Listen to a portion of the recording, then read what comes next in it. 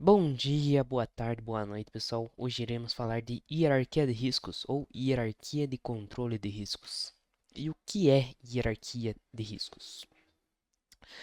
Pela definição, é um conceito que estabelece uma ordem de prioridade para a implementação de medidas de controle visando a minimização dos riscos em um ambiente de trabalho. Foi introduzida pela NIOSH, que é um órgão dos Estados Unidos dedicado à pesquisa e à definição de normas de segurança no trabalho. A hierarquia de controle é composta por diferentes níveis, como vocês puderam ver na imagem anterior, representando uma estratégia de controle.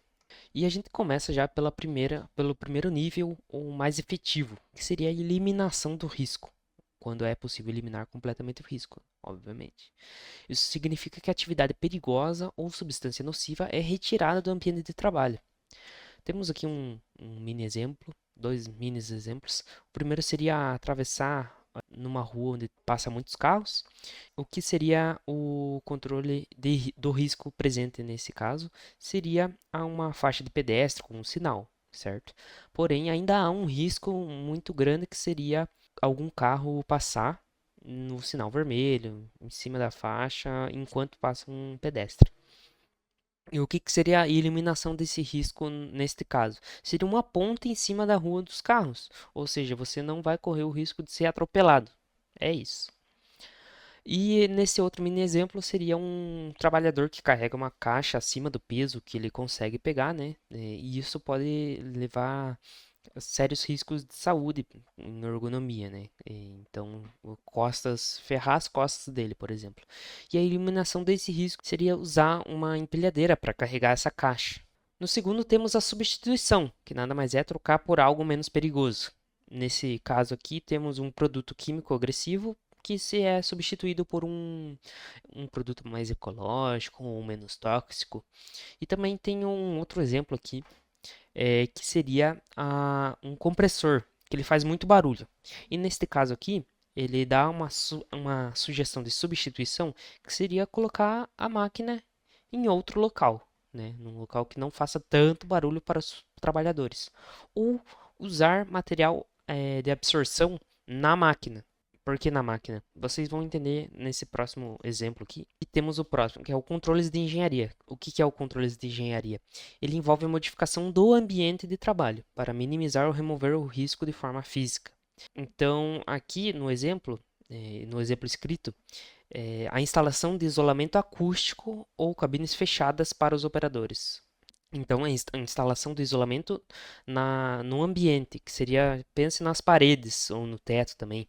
Então, enquanto aqui na substituição, esse material de absorção estaria na máquina, é diferente, não é no ambiente.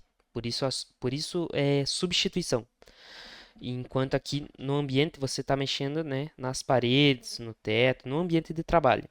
E também tem um outro exemplozinho aqui que temos um leão e uma pessoa. A eliminação seria que você não vai ter mais o leão.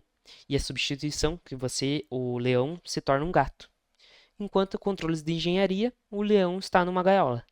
Por seguinte, temos os controles administrativos, que nada mais é o processo de como é feito o trabalho, mudanças nos procedimentos. É, citando os exemplos aqui, temos limitar a duração da exposição dos trabalhadores, ou realizar pausas regulares, e também entra a rotatividade dos trabalhadores, como se tem os turnos. Então, aqui nesse exemplo é a rotatividade, as pausas dos trabalhadores, seguindo o mesmo exemplo do compressor de bem barulhento.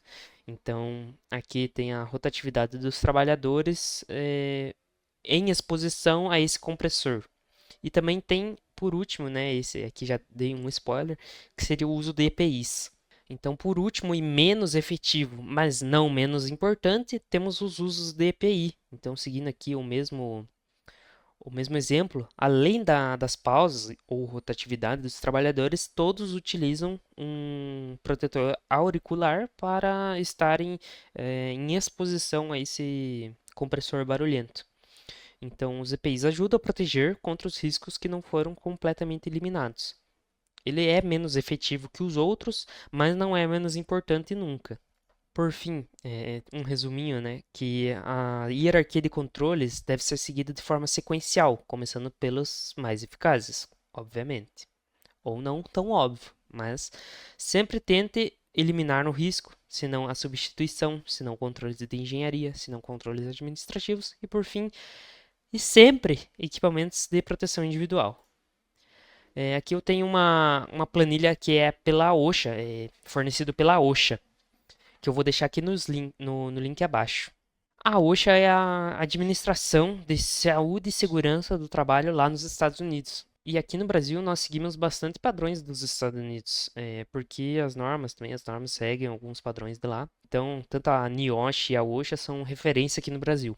Por isso que eu estou trazendo essa planilha aqui, que primeiro você tem a situação ou atividade de risco ou do perigo, e na esquerda, a coluna da esquerda são os métodos de controle para eliminação, substituição, engenharia de controles. Em controles de administração temos os avisos ou as sinalizações primeiro, e depois temos treinamentos ou procedimentos. E por fim temos os EPIs.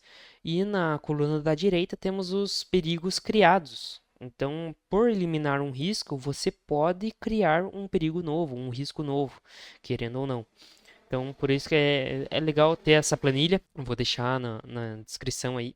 E, por fim, né, a hierarquia é uma ferramenta essencial para a gestão de riscos ocupacionais.